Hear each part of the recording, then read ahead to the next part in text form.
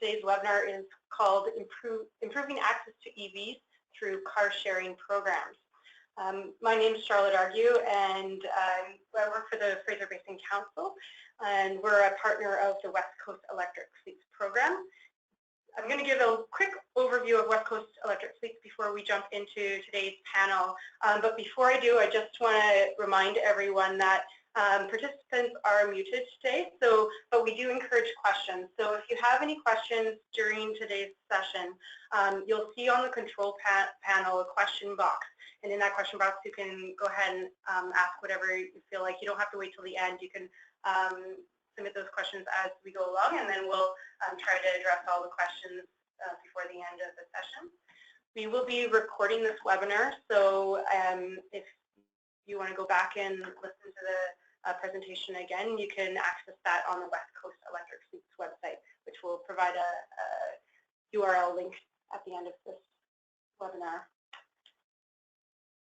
So once again, we'll be talking about improving access to EVs through car sharing programs. The West Coast Electric Fleets is an initiative that's a collaboration amongst a number of different organizations across the West Coast.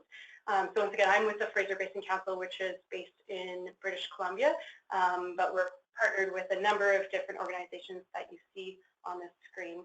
And just a quick background on West Coast Electric Fleets. So it was an initiative that came to be through the Pacific Coast Collaborative. Pacific Coast Collaborative is an agreement between the province of British Columbia and the states of Washington, Oregon, and California to really look at ways to collaborate on issues under climate, energy, and economy. So one of the roles that came out of these agreements was to support fleet uptake in zero-emission vehicles. So that's why the West Coast Electric Fleets came to be. And the intention of West Coast Electric Fleets is really to support fleets in expanding the use of zero-emission vehicles. So the initiative does this in a number of ways. One is to create a network of peer fleets or for peer-to-peer learning. It also provides access to various resources to tackle of increasing fleets. And finally, it provides incentives. So I've just been told that some people are having issues with sound. So I'm just going to pause here to make sure. If you can hear me, can you please send me a note saying you can hear the sound?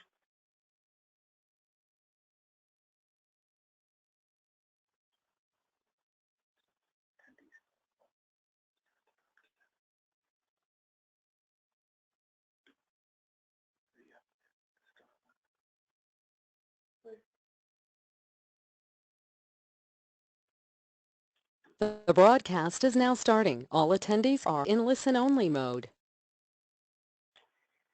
Okay, we apologize for that. So I'm just going to back up the slides. We didn't have the broadcast audio started for this. So I'm just going to run through this quickly again. So my name is Charlotte Argue, and I work for the Fraser Basin Council, and we're a partner of West Coast Electric Fleets. So I'm going to just be introducing the session, and then I'm handing it over to the moderator and panels.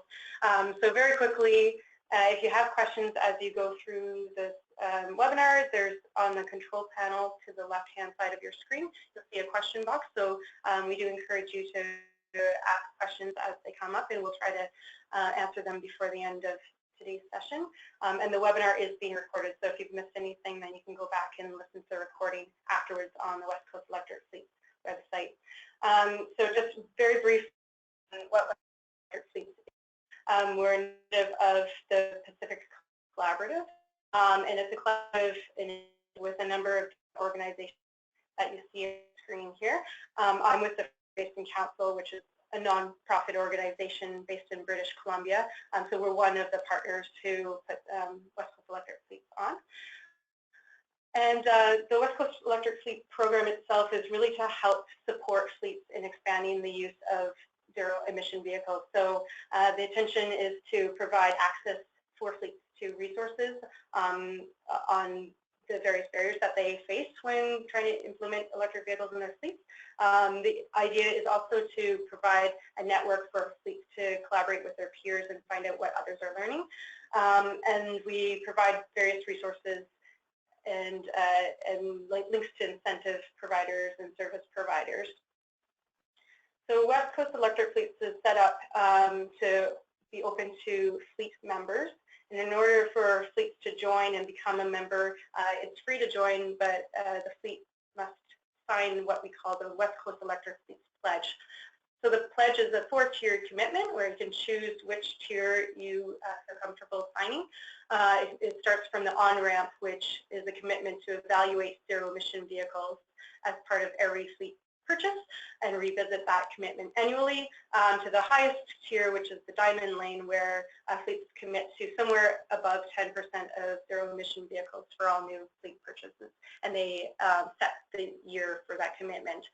So we've had a number of fleets now sign on as 100% commitment under this pledge. We currently have over 60 fleet partners across the Pacific West, everywhere from British Columbia to California, and they range in types and sectors and industries as well as size. So you can see from this chart here, we've got local governments, we've got state governments and provincial governments, we've got private companies and businesses, as well as utilities and transit authorities. On the West Coast Electric Fleets website, we have what we call the toolkit, where there's a number of different resources, including calculators and case studies and tools to really help fleets identify what the barriers are and get linked to resources that can help them through those barriers. So I do encourage you to go to the toolkit if you're looking for any support. And we also profile a number of our fleet partners through these case studies, so you can read more about different fleets and what they're up to and what they've done. So if you are an organization with a fleet and you haven't yet joined West Coast Electric Fleets, I do encourage you to sign the pledge and take a look at the website as well.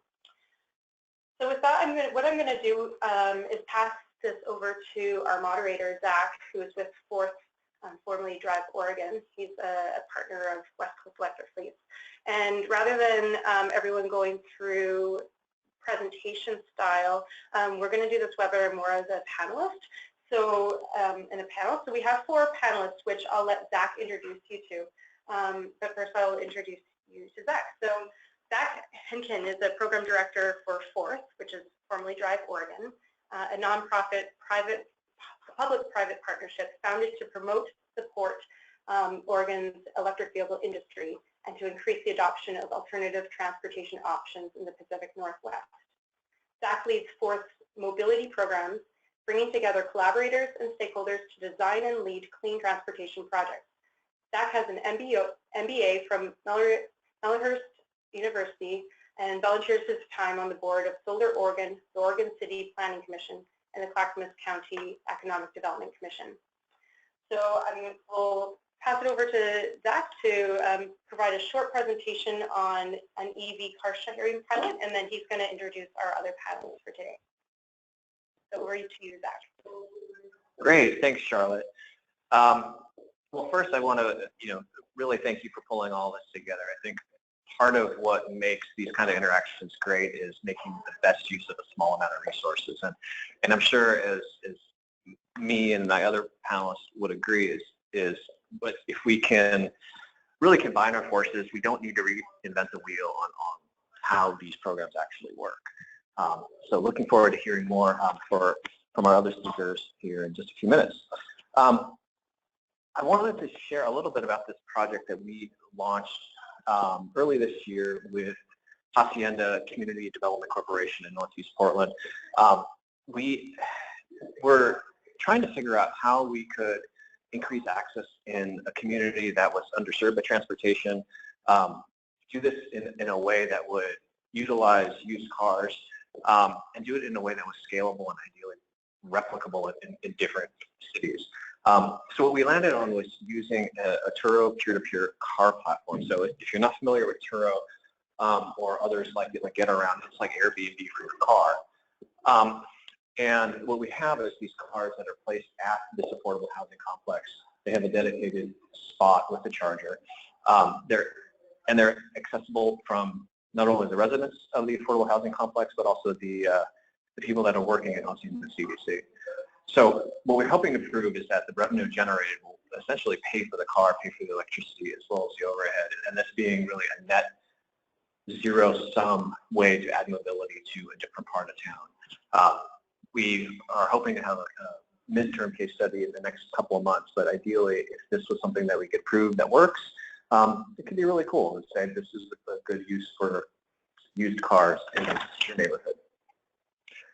Happy to answer any questions about that if you ever want to reach out. But without taking too much of the time, I will introduce Susanna Reyes with the City of Los Angeles.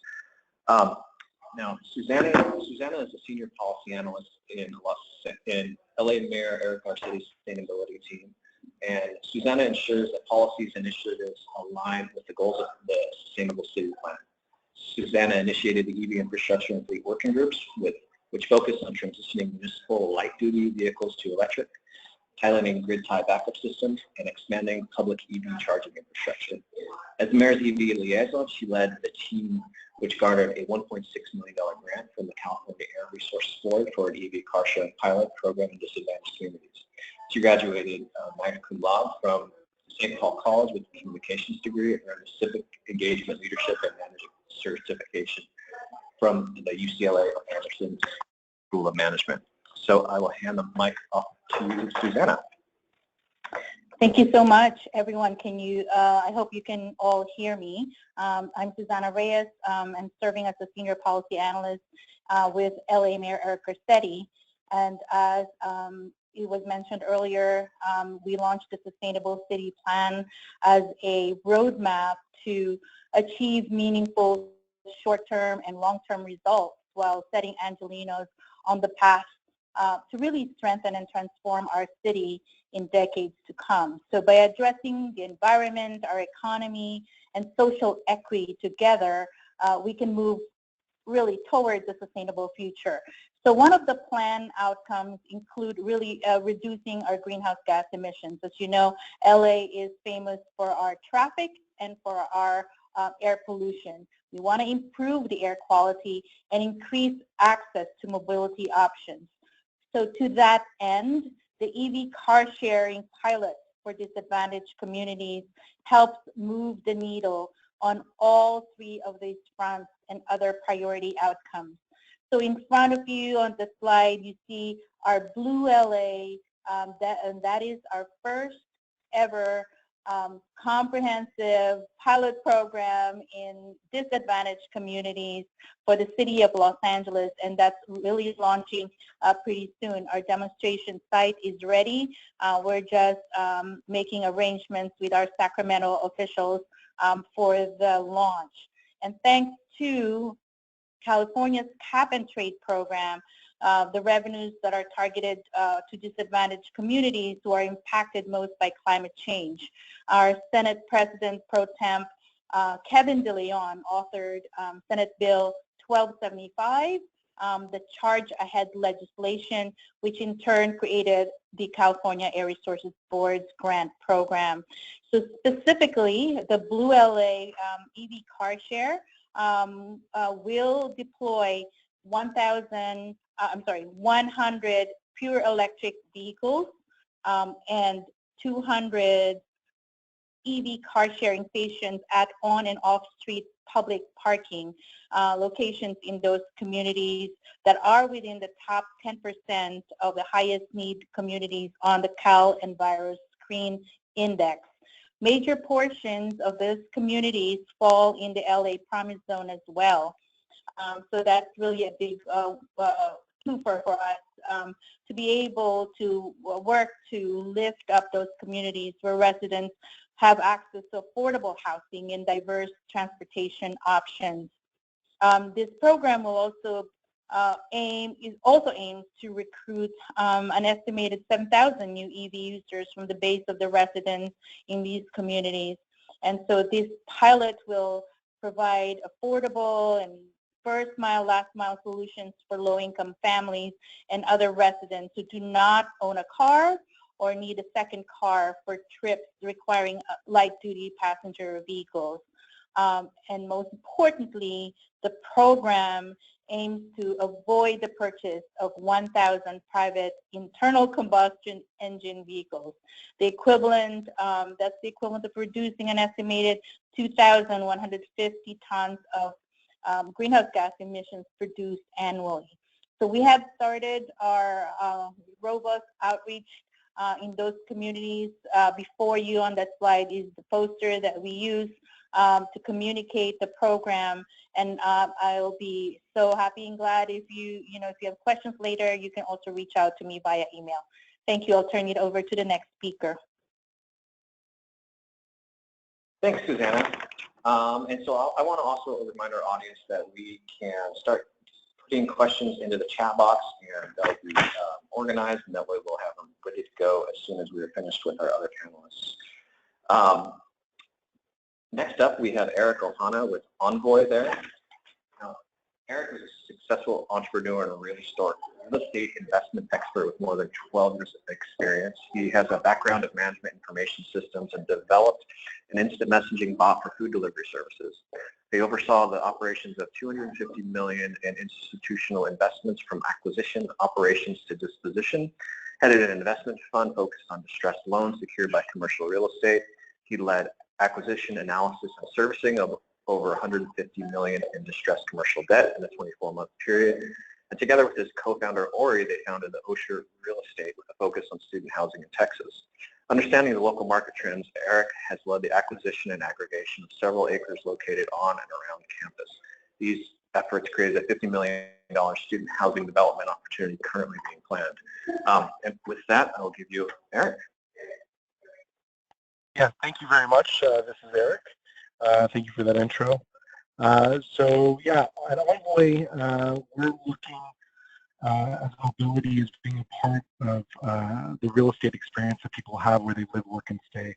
So what we've done is we've created a turnkey solution for property owners to implement mobility solutions within their property, whether that be electric vehicles, e-scooters, or e-bikes.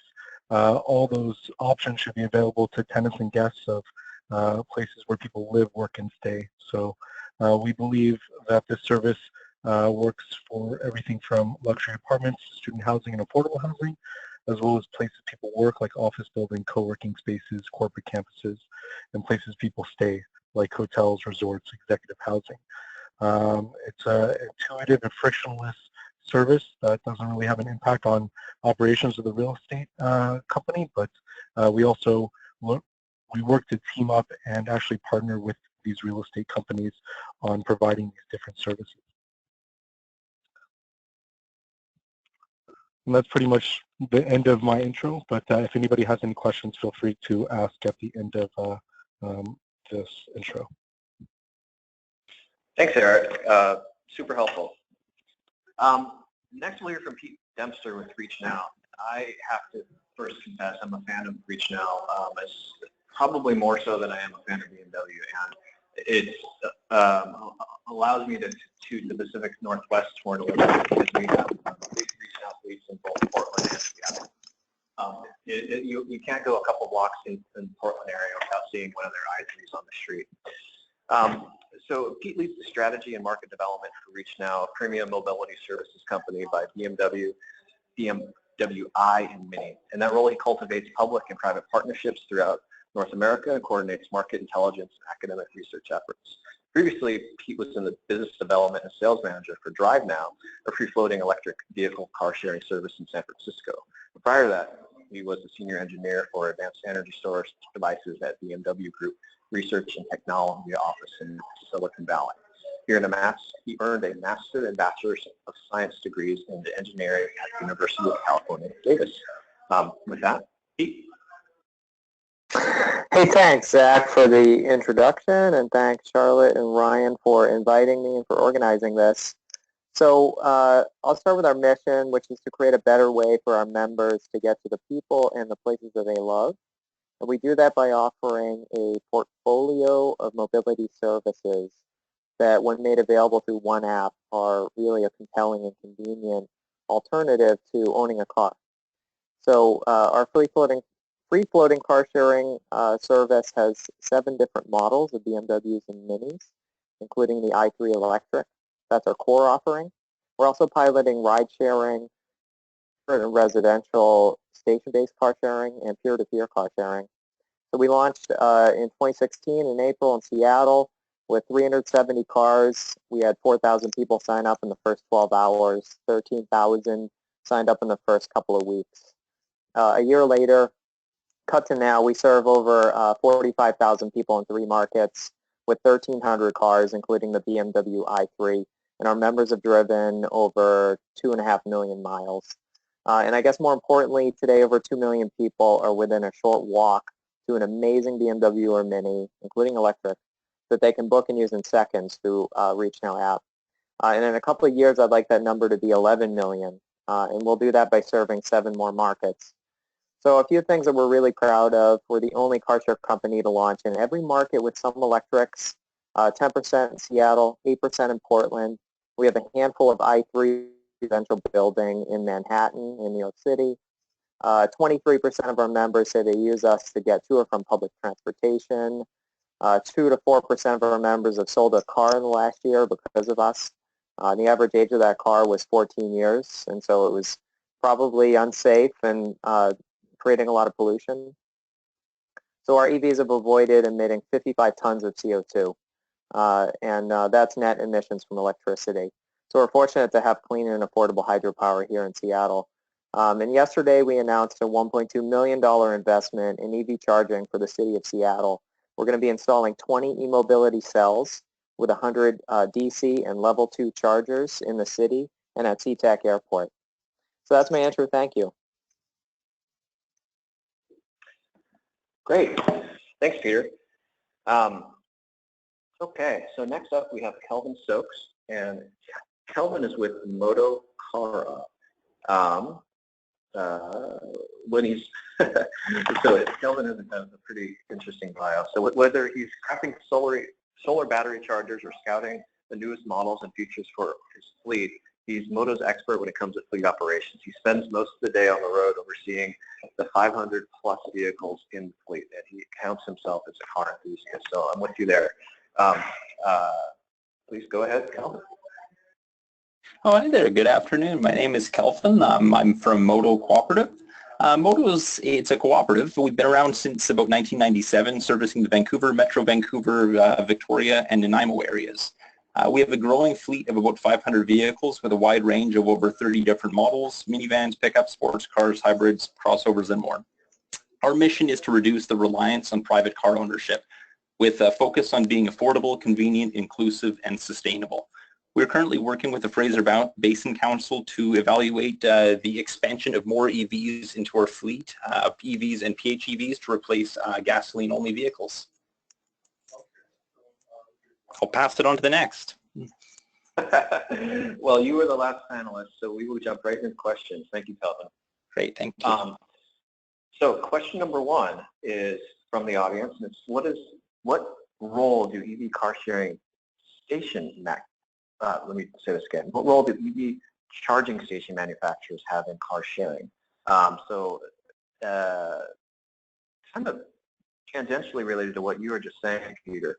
But does someone have a good answer for that, or perhaps all of you do? Yeah, I can try. Oh, go ahead. Okay, well, I just want to add that, yeah, I think, the station manufacturers play an important role in helping us to identify the right types of stations, the right locations for those stations, and to help increase the density of stations, which in the end impacts us in terms of our handling costs for EVs. So they play a critical role. So this is Susanna from Go ahead, Susanna. This is Susanna.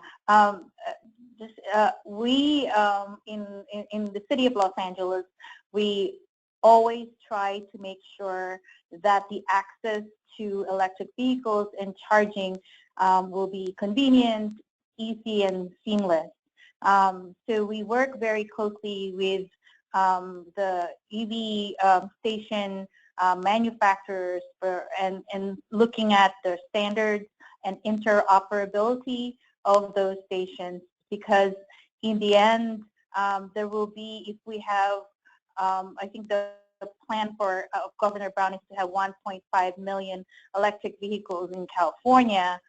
There, we do not want to have a hodgepodge of infrastructure where there is, proprietary information, and folks who want to use it could not use it because they're not a member of that EV car share. We wanted to make sure that the access is as convenient as possible, and it's for all types of electric vehicles. So we work very closely with them on shovel-ready projects that we now have, and have also broached that particular position with our legislation with, upcoming, plans to standardize EV infrastructure.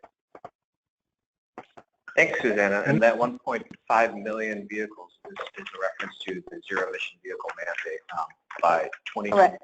So we have a similar goal in Oregon that also keeps me up at night.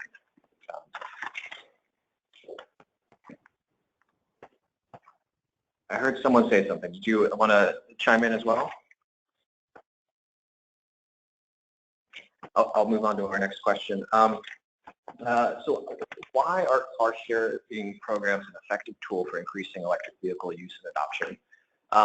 Let's start with the order we began with. Do you want to lead off with that, Susanna?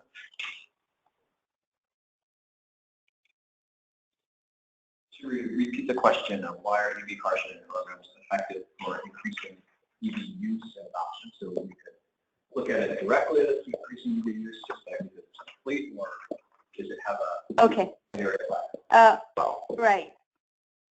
I think I'm coming from it basically because the city of Los Angeles has 52% of disadvantaged communities in LA County alone. And our low-income households generally do not buy vehicles. And our the state has a role in making sure that EVs are available and marketed. So we make sure that there are opportunities to take up this issue prominently, engage a broad array of stakeholders, including those representing the interests of the low-income communities. So, for example, for our EV pilot program, we have a steering committee comprised of community-based organizations, and they help design the outreach to those communities, knowing the different lifestyles and challenges and barriers that are there. And if we are to increase EV car share and adoption, the rise of car sharing will have to be messaged in such a way that the EVs are seen as reasonable, and they have a significant impact on their health, and also looking at helping lower the upfront cost of the EVs, because transportation costs account for about 30 to 40% of their monthly income.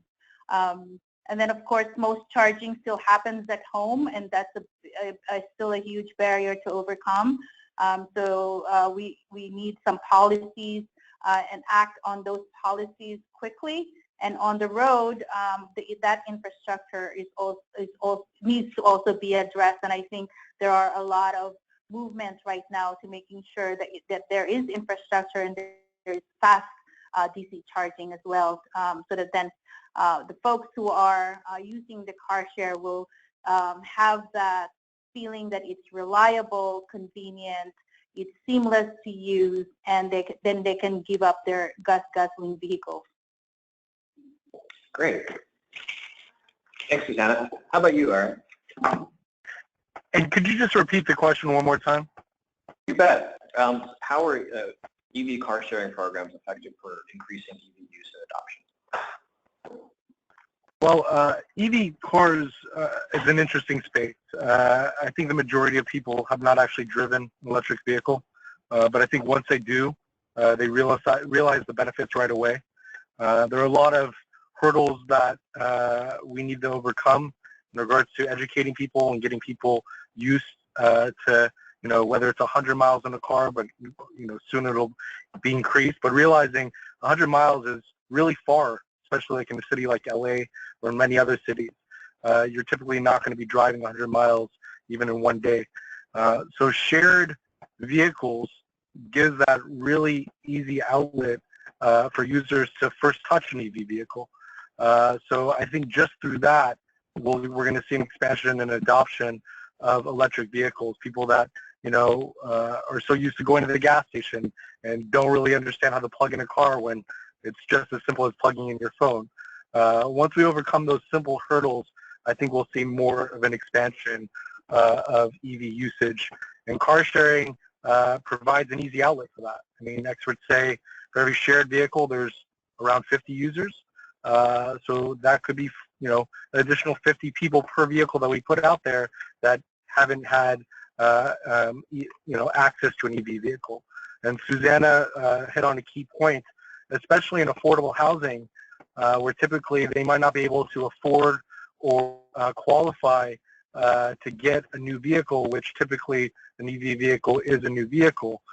This is a great way for them to gain access and have this part of their lifestyle early on. And as these vehicles become, more available, we'll see greater usage there. Great, and I agree. I think, one of the phrases we go to quite often is just butts and seats.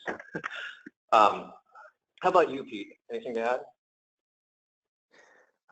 Yeah, I would just echo Eric's comments. For us, it's really about awareness and just thinking about ReachNow and our impact. We've introduced the BMW i3 electric to over 5,000 unique members, and the median age of our member is about 30 years old, and that's compared with our buyers of electric 15 years older.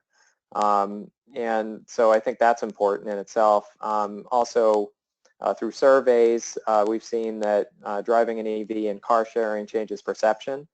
So in a recent survey with thousands of respondents, 42% said that their desire to own an EV is higher or much higher after driving one through car sharing, through our car sharing program.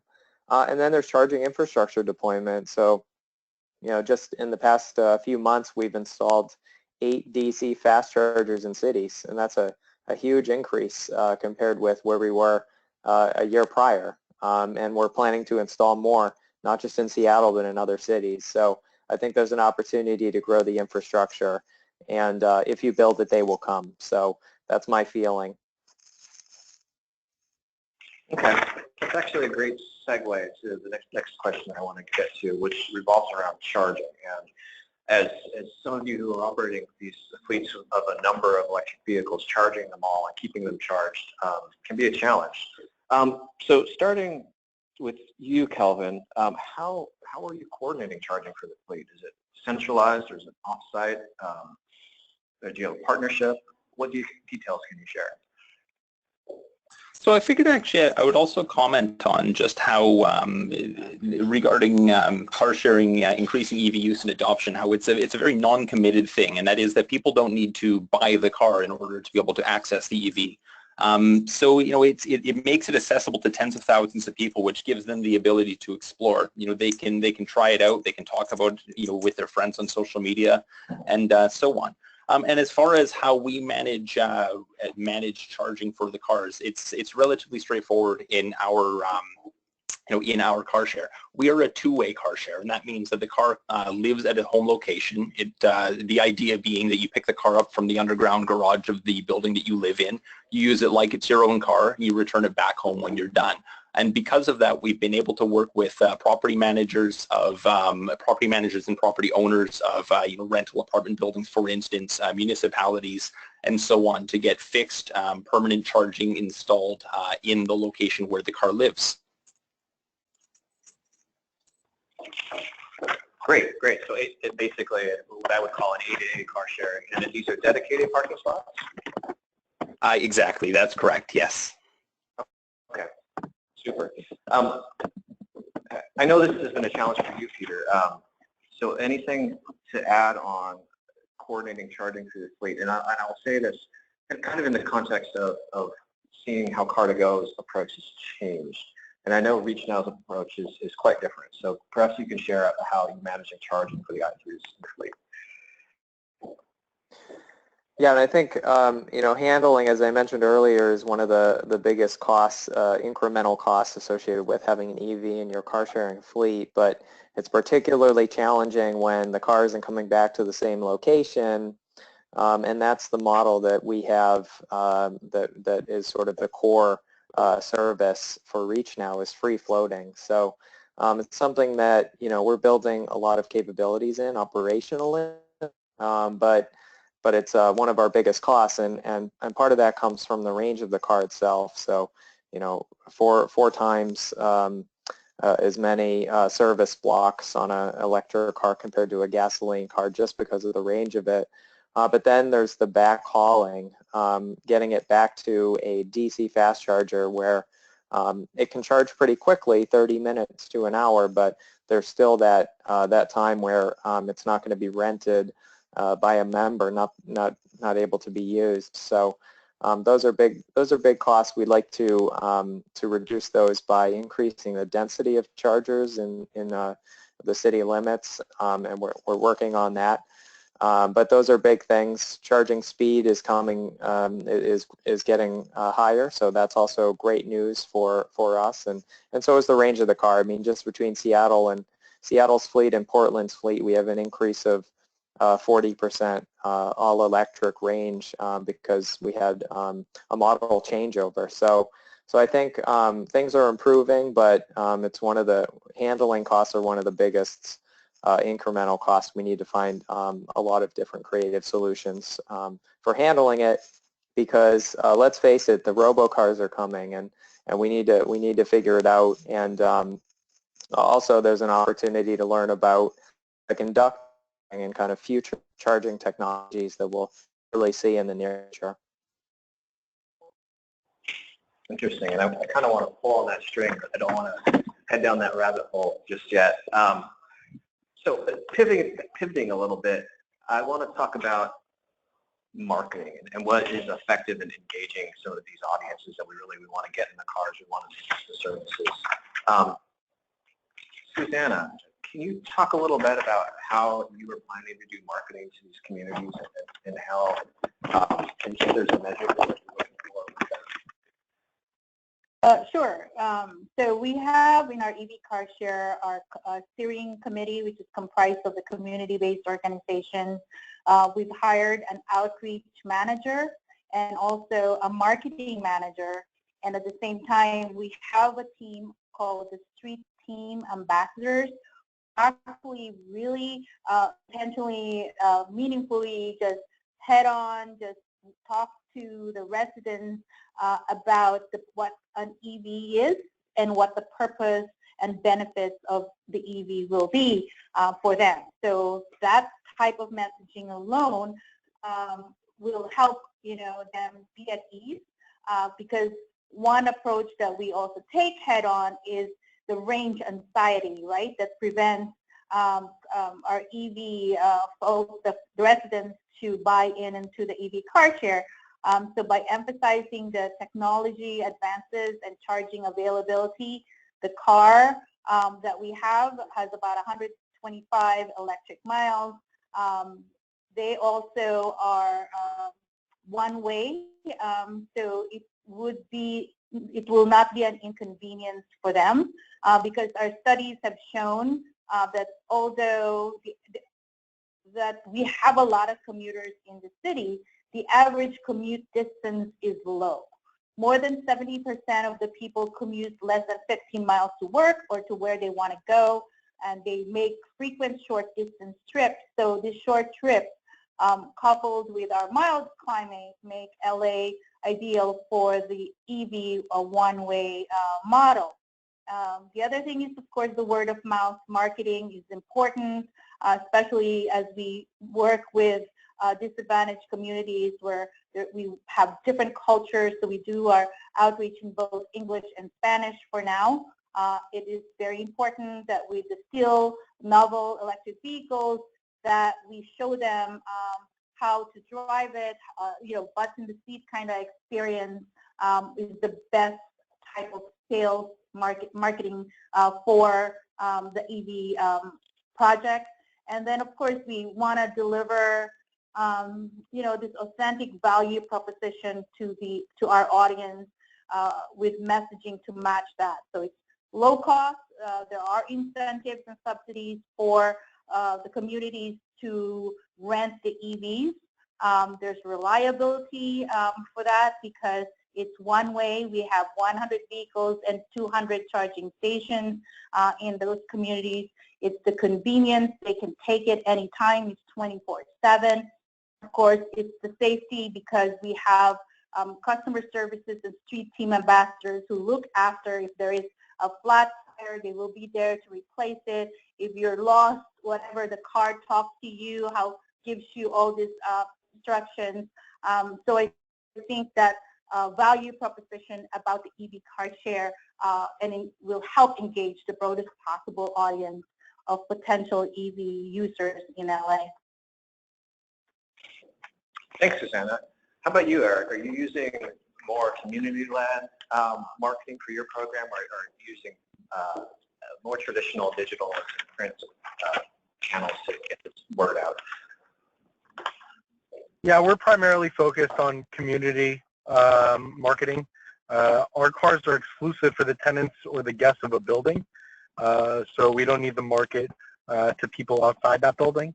And for us, the way that we look at adoption is, this might not be a vehicle that you use right away. It might not be a vehicle that you use in a couple months, but you might have a guest that comes that will need access to these vehicles.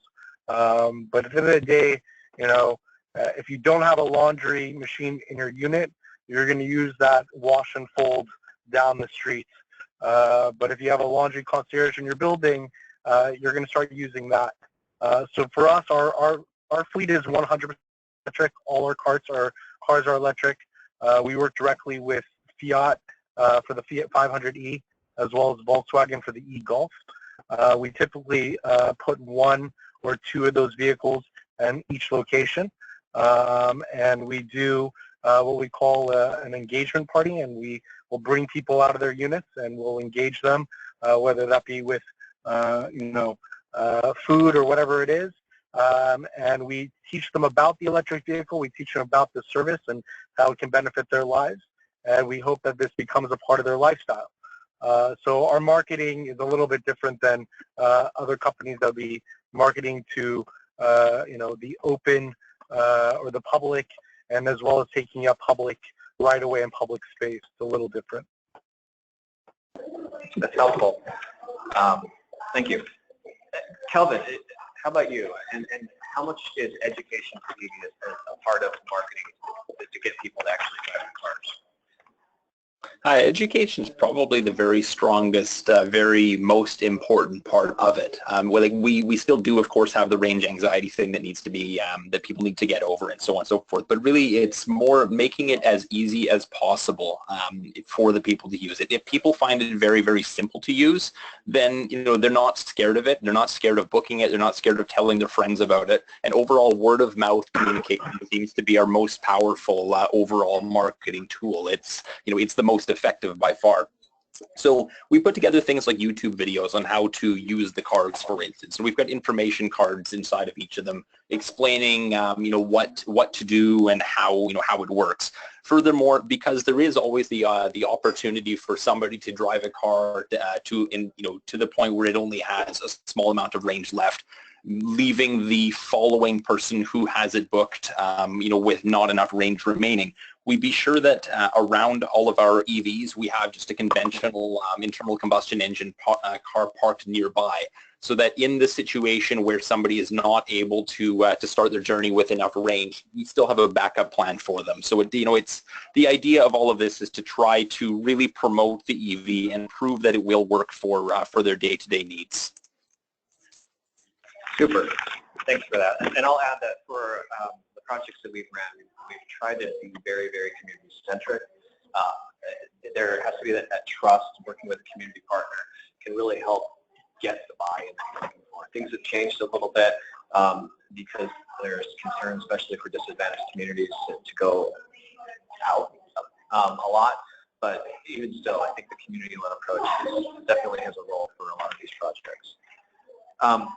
So I want to talk a little bit about this balance between, we have electric vehicle car share, which in some cases can be more expensive, but on the other side of that value proposition, we have electric vehicles that are funner, better to drive, and likely to engage the consumer a little bit more.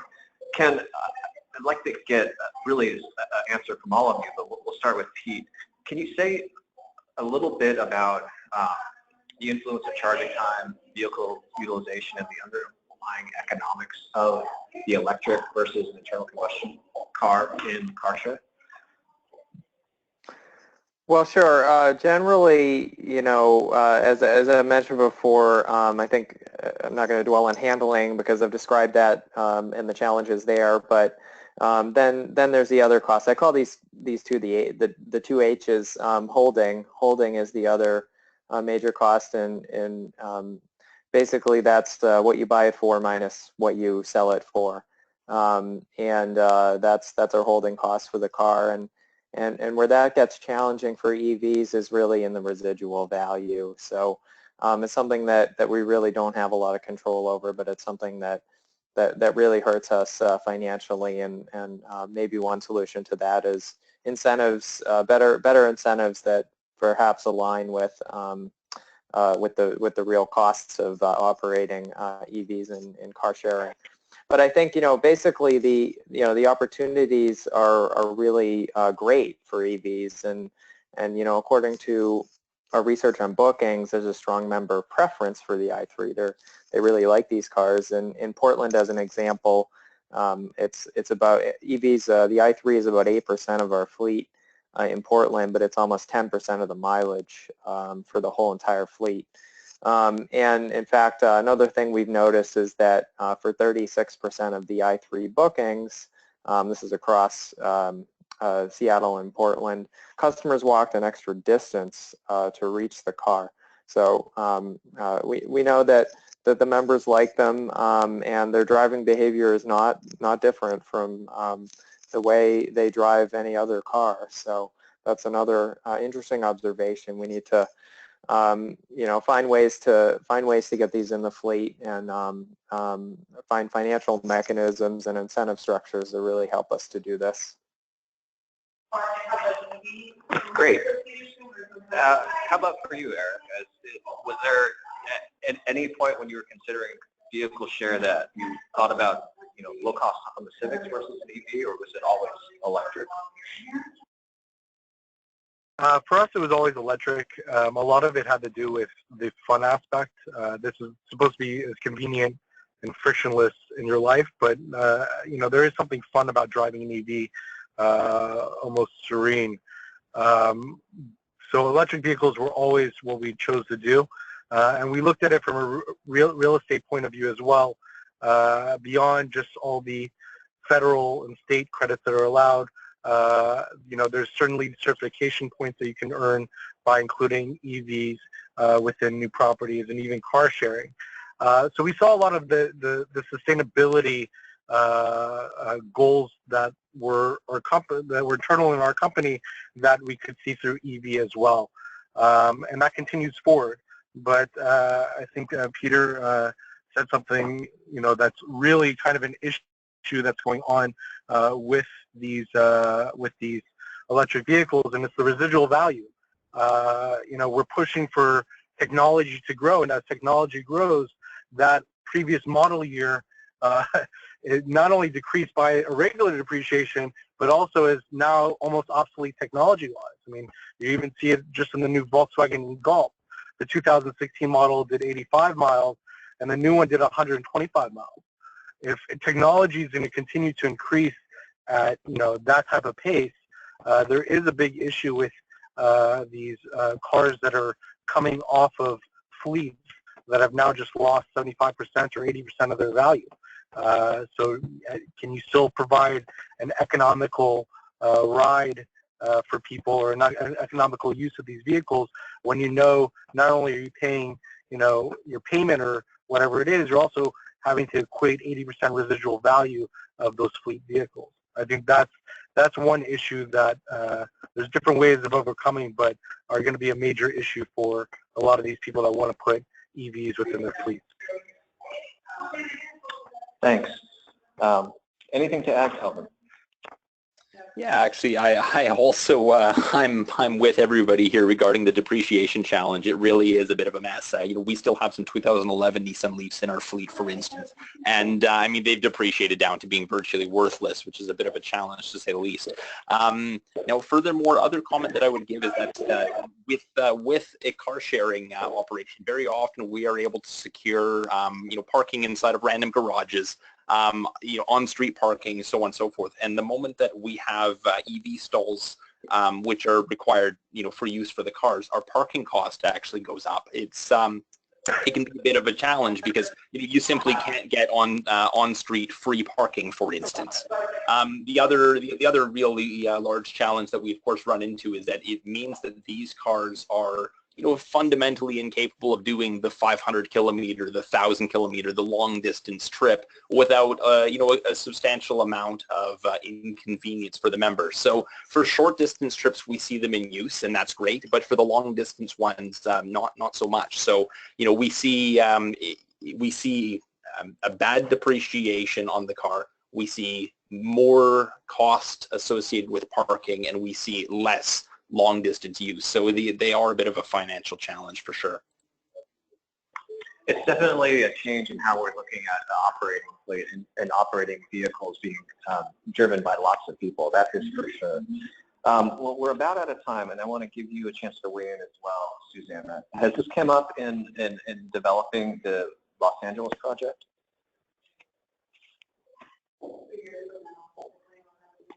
You might be on Yes, mute. it has. Yes, it has.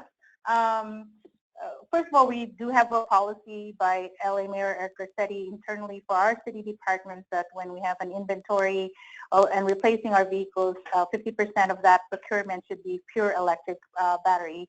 Because I think that's how you move the needle, is to create that demand from our OEMs as well. And then secondly, on the infrastructure side, we do have our partnership with our LA DWP, our Department of Water and Power, a municipal utility that offers rebates for putting up those infrastructure on either public right-of-way or on city-owned facilities for the EV car share. There are also subsidies that we got from the state through the grant that help alleviate the cost for loss of the parking revenues, because that's always a big challenge for us and for other cities. And really, we did have a little bit of a hiccup with our public right-of-way installations because we need to do a little bit more outreach for the businesses that are going to be affected on public right-of-way, and at the same time working with our LA Bureau of Engineering on the permitting fees and the ordinances that are associated with those.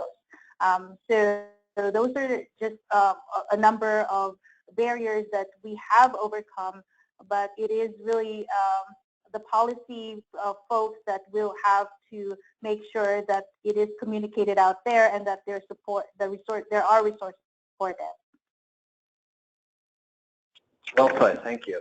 And for my own edification, just to kind of summarize that approach on how electric vehicles work in this space is that, yes, we do need subsidies, but we also need to find the other value. So if we can calculate a health benefit, let's do that. If we can get lead points, yes. If we can assign a value on how this makes us a sustainability leader, there's another good benefit there as well.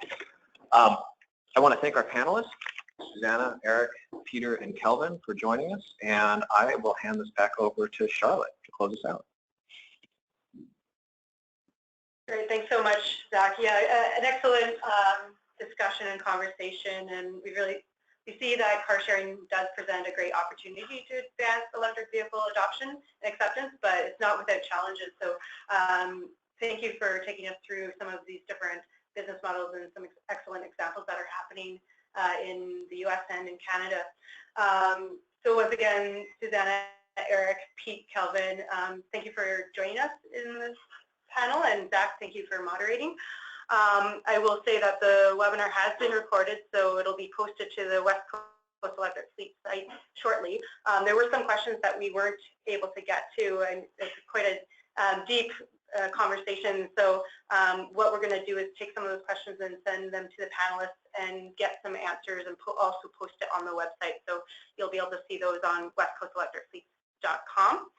And just a reminder that if you have not yet joined West Coast Electric Fleets, please consider signing the pledge if you're an organization or a business. And there's more resources and tools on the toolkit. So thanks once again, everyone, and keep tuned for the next webinar, which will be in the next month or two. Bye now. Bye all.